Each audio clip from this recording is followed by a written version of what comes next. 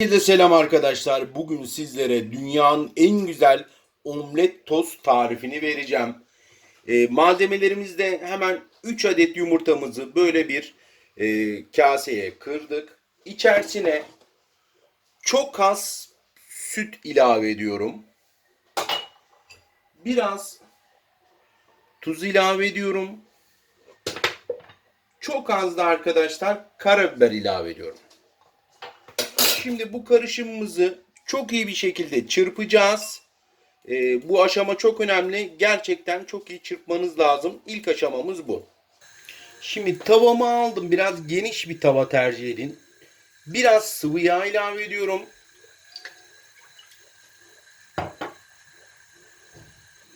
Biraz da tereyağı koyuyorum. Şimdi yağımın güzelce erimesini bekleyeceğim.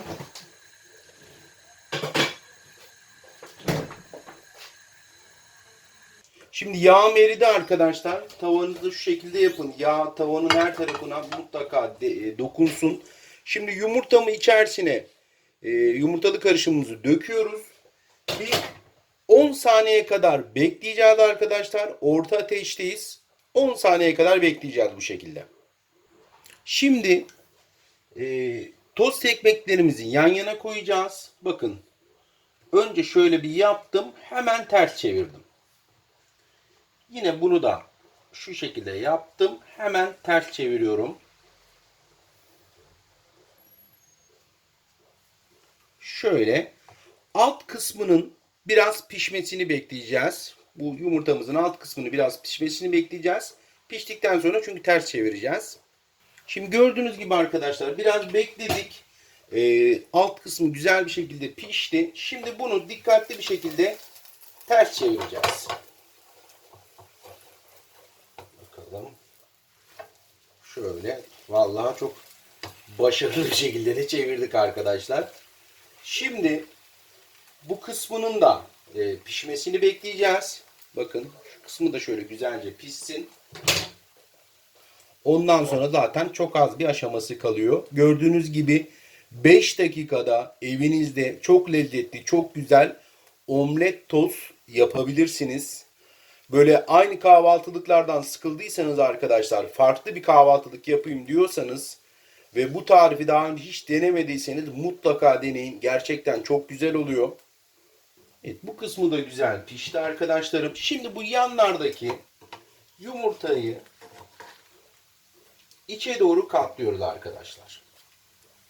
Her iki tarafı da.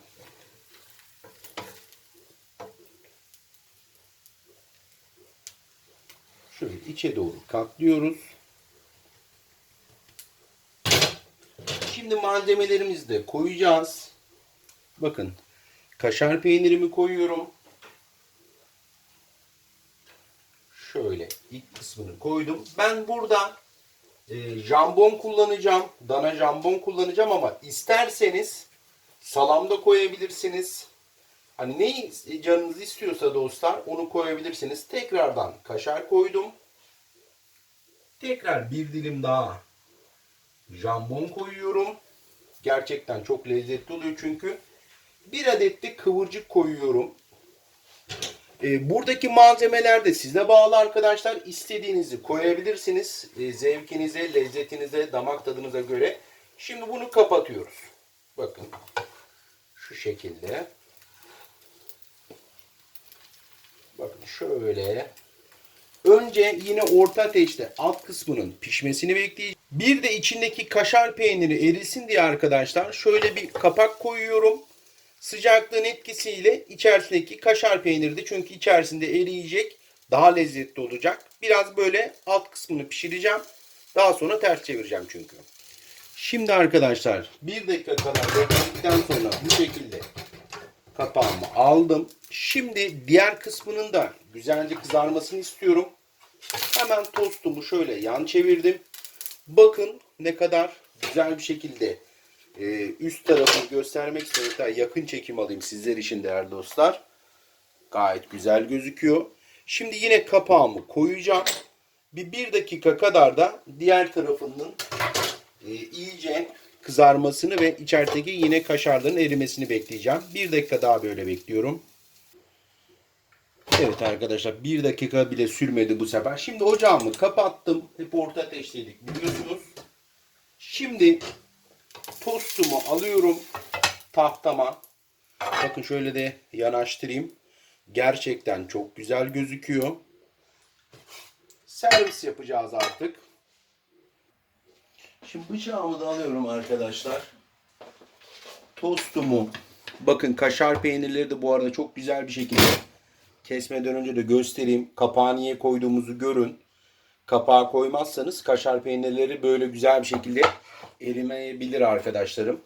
Şimdi tostumu şöyle kesiyorum. Dışı çıtır zaten, içi de yumuşacık oldu. Bakın arkadaşlar. Servis tabağıma da bir alayım.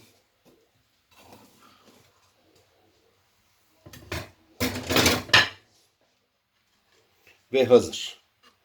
Arkadaşlar evde 5 dakikada bu şekilde lezzetli omlet tost yapabilirsiniz. Gördüğünüz gibi yapımı da çok kolay. Hepinize şimdiden afiyet olsun diyorum. Kanalımda 500 çeşit tarif var arkadaşlar. Hem yemek tarifleri hem kahvaltı tarifleri. İstediğinizi yapabilirsiniz. Hepsi kolay anlatımlı ve çok güzel. Sadece videoyu beğenerek, yorum yazarak bana destek olabilirsiniz. Yukarıdan da beni takip ederseniz her gün saat 4.30'da yeni tariflerle karşınızdayım arkadaşlar. İzlediğiniz için de süpersiniz. Görüşmek üzere.